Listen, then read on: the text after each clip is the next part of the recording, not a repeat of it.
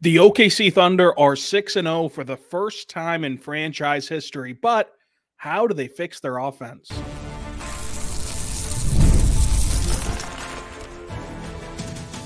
You are Locked On Thunder, your daily Oklahoma City Thunder podcast, part of the Locked On Podcast Network, your team every day. Let's get it going on the Locked On Thunder podcast, on the Locked On Podcast Network, your team every day. I am your host, media member, and of course, you can find me on Twitter at Rylan_Styles. Also, check out Thunder on SI, beat writer over there. And on today's show, we're talking the Thunder 6-0 start. Also going to dive into their offensive struggles. Today's show is the 7th show of the week. So this will be a bit of a bonus podcast, a little shorter. We'll be back to normal tomorrow on Monday. And of course, throughout the week, Monday through Friday, make sure that you subscribe to Locked On Thunder anywhere you get your podcast from, including on YouTube. Thank you so much for making us your first listen. The Thunder did it again. I mean, not only did they win again, but they went going away. They again cover the spread, and again, it was the third quarter. It was the Avalanche that came. They were down by 4 at half. They go into the second half, the third quarter. They just erupt with their defense, and it was enough to get them by the LA Clippers on the second night of a back-to-back, the second 3-game and 4-night stretch of the season, which is only in week 2. You've gone 2 for 2 on 3 games and 4 nights. They win 105-92. Ultimately, I think that the biggest storyline from this game, where you hold your opponent under 100 points again, is that their defense continues to be the kind of ability to kind of bail them out of slow starts and being the force to these wins. And that's true. Their defense is great. And so far this season, they've been historically great. And whenever you can flip a switch like that, you just tip your cap to them and you lean on them. But there's also a growing sense of, okay, what's going on with the offense? And I think it's pretty simple.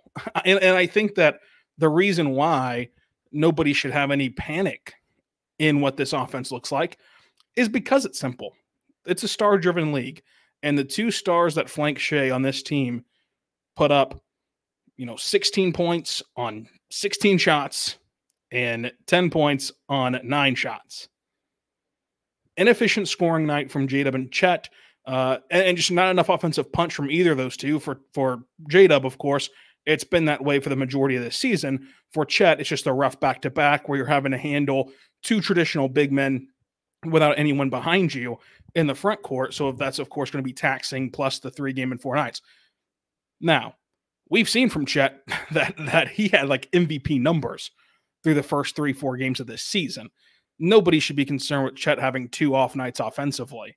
Do I think that he'll remain at the pace he was the first 4 games, where he's averaging like 25 points a game? No. But he will be closer to that than this. He'll be closer to that than 10 points on 9 shots. And for J-Dub, he's had seldom good games offensively, but he's been impactful everywhere else on the court, especially defensively. And you've seen him kind of uptick his playmaking a little bit. You want to see him get more downhill. You want to see him be more of an attacker offensively than what he's shown to this point. But again, when you take a step back, this is fun. This is exhilarating. This is one of the most exciting 6-game stretches of the season. 1, because it's the first, and you never forget your first. But 2, because they're 6-0. And everything's going so right now that you're almost collectively waiting for that other shoe to drop, and you're waiting for what's going to be that thing that we find out about this team that isn't up to snuff, because I still hold firm that there is no perfect team. There never will be a perfect team. You're always going to have flaws. Right now, the flaws look to be offensive for Oklahoma City, but this is a 6-game sample size of J-Dub being underwhelming offensively. We have a much larger sample size of him being able to drive the bus offensively in the regular season, that I think that this thing will turn for him pretty quickly. And once it does turn, once you get J-Dub attacking more, looking for a shot more, and scoring the basketball more efficiently, then the offense looks worlds better, because then you can couple that with what you're doing right now, getting out in transition, capitalizing off turnovers, and everything rises up. So we can talk about, missed threes here and missed threes there. And yes, Caruso's got to shoot better than he has to start this season. Right. But at the end of the day, it's a star-driven league. And I think actually, if you look around this roster, the other guys are playing either above average from their typical level or way above their skis of their typical production. It comes down to Jalen and Chet. And for Chet, he's been excellent for 99% of this season. He's just had a rough back-to-back. For J-Dub, it's a more sustained thing over these 6 games, but it's not a worrisome thing over these 6 games because it's there, and he's sustained such success in his history and with this team and with this construct. I think that there's not a player on the floor, including Chet Holmgren, who cannot wait for Isaiah Hartenstein to return more than J-Dub. Because what Hartenstein does for those J-Dub point guard minutes, where J-Dub's the sole initiator and J-Dub's got to have all the responsibility as a scorer when Shai's not out there, the table setting Hartenstein has is a high post playmaking hub, and the screen setting ability to free up J-Dub drives, it's irreplaceable. You don't have another guy on this roster who can do that. Like, Hartenstein is absolutely the best screener on the team, and he's the best passing big man on the team. Close second would be J. Will, but like he's excellent. You see what Jalen Brunson's having to adjust to. Jalen Brunson, all-world talent, he's having to adjust a little bit how he's playing his game and how he's getting to his spots without Hartenstein there. So no one on this court can wait for iHeart more than J-Dub. So I just think that you pair those two thoughts of, one, even without iHeart, with this current roster that you're seeing on the floor night in and night out, you've seen J-Dub be an absolute dog, as the players put it, offensively. And when iHeart is back, he is the one who is going to be unlocked further. And I think both those things will return pretty soon. In the sense of, let me be clear on that.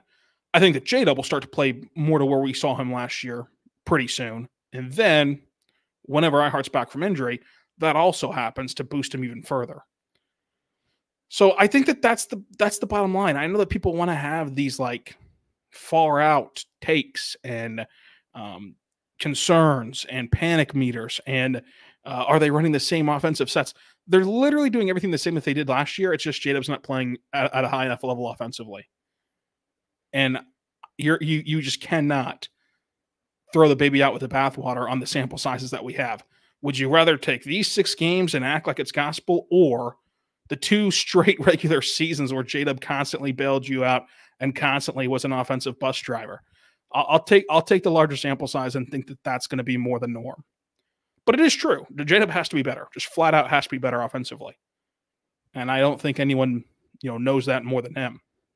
So this was a game where the Thunder should get a ton of credit for multiple reasons. Number one, I think that you can be a skeptic and say, well, they've won 6 straight games, but who have they played? A dysfunctional Nuggets team, and then a couple bottom teams in their respective conferences in varying degrees. Some bottom play-in, some bottom. But the Thunder won 57 games last year, and they never had more than a 6-game winning streak. So, like, you've matched your highest winning streak last year, and you played some soft stretches last year. Every team does. There's not a ton of massive winning streaks throughout the league. So you've got to take them whenever they come, whoever they come against, and you can't really control who you play. But I also think that this was a professional win because you got down early. I mean, you got down by 13 points in this game.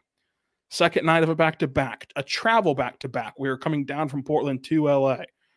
Second straight week of a 3-game and 4-night stretch.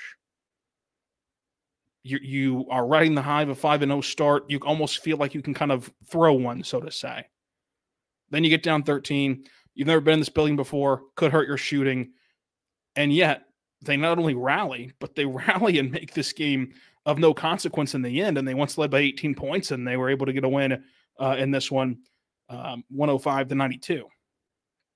And I thought it was really encouraging the way they shot the ball. I mean, you take out those first 2 games, and they're shooting the ball right now from 3 better than they shot a year ago. And a year ago, they led the NBA in 3-point shooting percentage. So for as much aching as there's been about the shooting and the offense, that part has gotten better on higher volume. They shot 41% tonight. 41% from 3. Now, what's gotten worse from last year is from the floor. They shot, 42%. You want to get that number a little bit higher, I think, considering that number goes up if Jalen and Chet are not shooting their same points as shot attempts. And they typically don't do that night in and night out. So that inflates your field goal percentage there. I think that when you look at this game, my biggest question was, what was Ty Lue thinking? Like, you have the rest advantage. You had a defense that was playing really well. When they were playing their normal guys, this was a playoff level defense, playing on a string, suffocating in the half court. This was a fun game. And whenever Shea goes to the bench to start the fourth quarter, as you know he's going to do, because Mark has done that for years now, of starting the fourth quarter with Shea on the bench.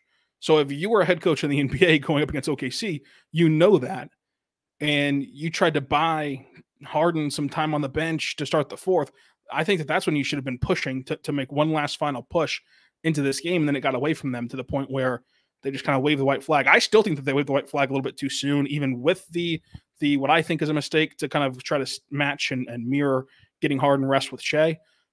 But this was a team that is on the second night of back-to-back. You have the rest advantage. They traveled. You didn't. You're playing at home.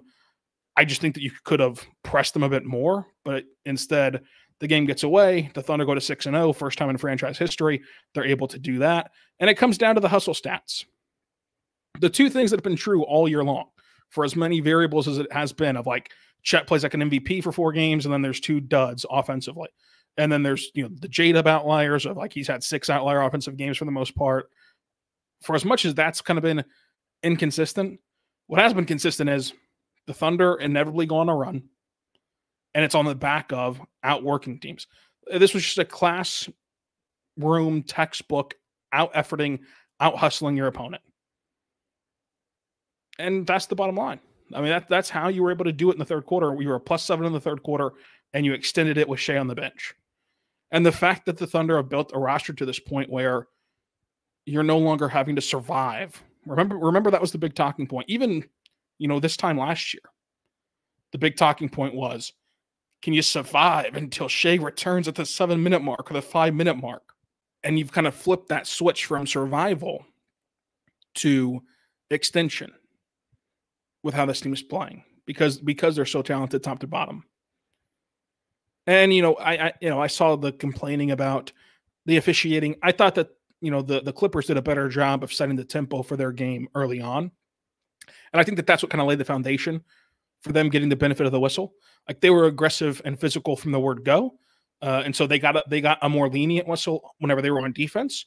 And then when they were on offense, they got the benefit of some ticky-tack calls, which comes with that.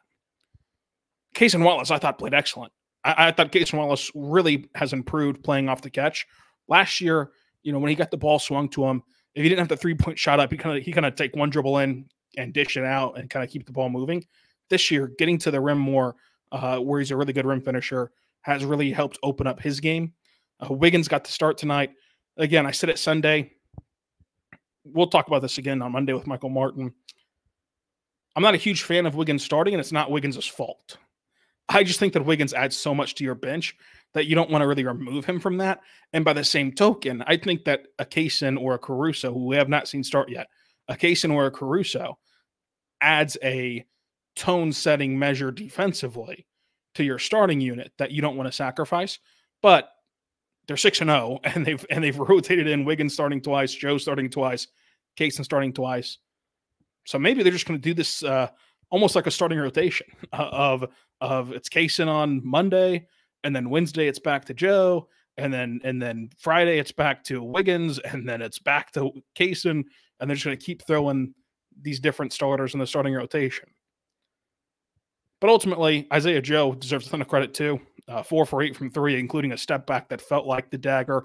It just felt like that was the moment where collectively each side called the timeout and just went, okay, that was about it. That was your ball game.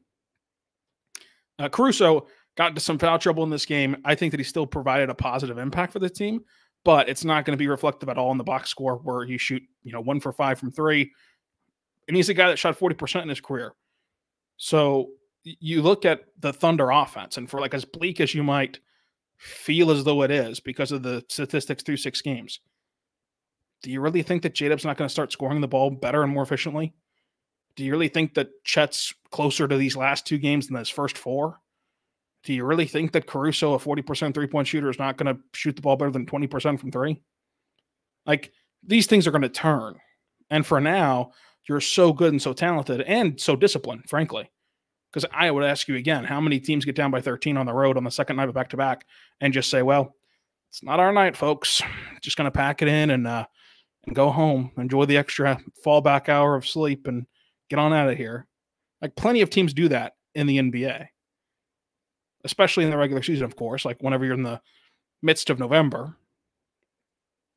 But this Thunder team has that resolve to just dig in defensively and trust themselves of like, hey, we can dig our way out of this, even if it comes from a laboring offense.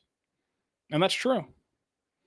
They turned the Clippers over 20 times tonight, and they made the most of it in the third and the fourth quarter. And it was once again garbage time. So that's what I have on tonight's game. Again, this was the 7th pod of the week, so forgive me for the truncated show. Back to 30 minutes tomorrow on Monday, where we start the week all over again. Subscribe anywhere you get your podcast from, including on YouTube. And until next time, be good and be good to one.